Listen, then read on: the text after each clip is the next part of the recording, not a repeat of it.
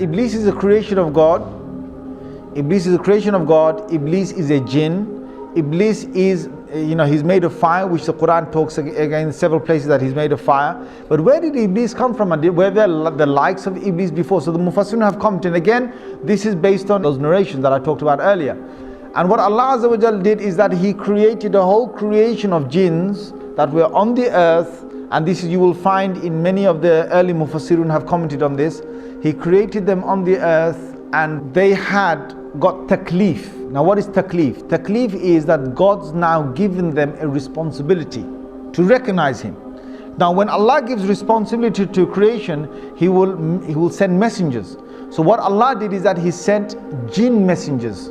So before there was human messengers, before Adam alayhi salam, who was the first human messenger, there were many jinn messengers that Allah Azza wa Jal sent to them.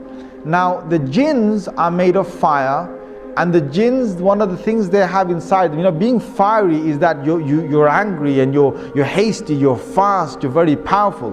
Now the sifat and the qualities that the jinns have between them is that they are in fights and they are in quarrels and they are in superiority and who can prove who's greater. This is one of the nature of the jinns, and they're always in the spirit of challenge.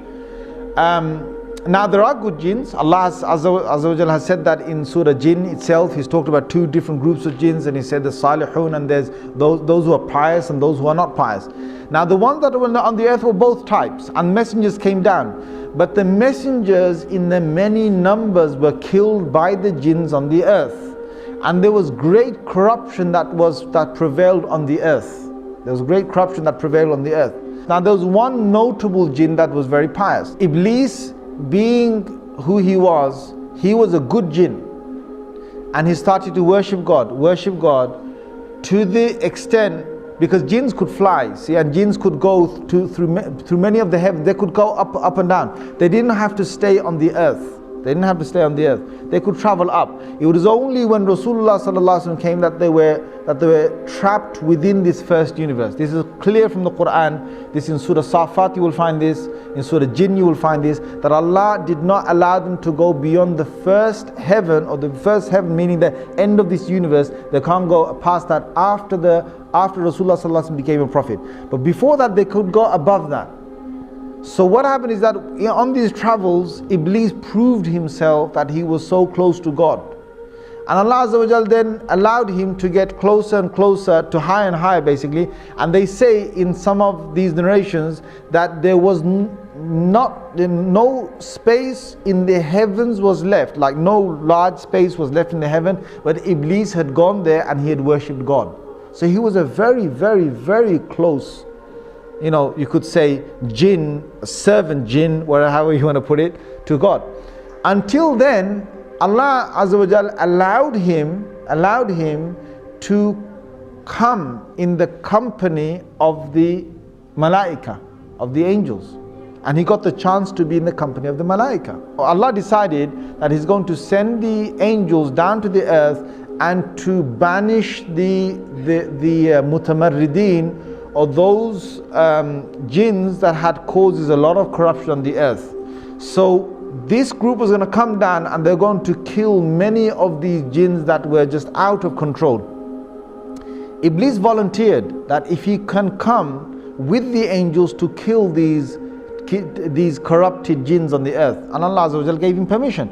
So he came and they killed a lot of these jinns. They left only a few on the earth, and from these few again the progeny of the jinns would start. Now Iblis returns back. Now many, maybe hundreds of years, I don't know, whatever is going by, because jinns have very long lives. They don't have short lives that the human beings that, we only have 60, 70, 100 years. They have hundreds of years. Perhaps they could have a few thousands of years of living. Now you've got Iblis that has gone down there, that has banished these jinns, most of them who are corrupted on the earth, and is returned back with the angels. Now he was with the angels, but Allah makes it very clear that he was not from the malaika, he was from the jinn. Now why Allah makes that clear is because we understand that no malak or no angel can ever disobey Allah Azza wa Jal. Allah has made it in their nature not to disobey Allah, but a jinn can. So the biblical sources, they've now faltered again. they call it a fallen angel. So what they say is that if an angel decides to go against the will of God or the command of God, then that angel, Allah drops him from the rank of the angels and now he becomes a fallen angel. That's the biblical sort of side, or what some of them believe. The Muslims don't believe that. No angel can ever disobey Allah Azza wa Jal. So that's where we find that Iblis was able to disobey Allah, because he wasn't from the malaika. Now there's one thing here. Why is it that Iblis is now going to disobey God? Now you've got to understand the whole thing behind the creation of Adam alayhi salam.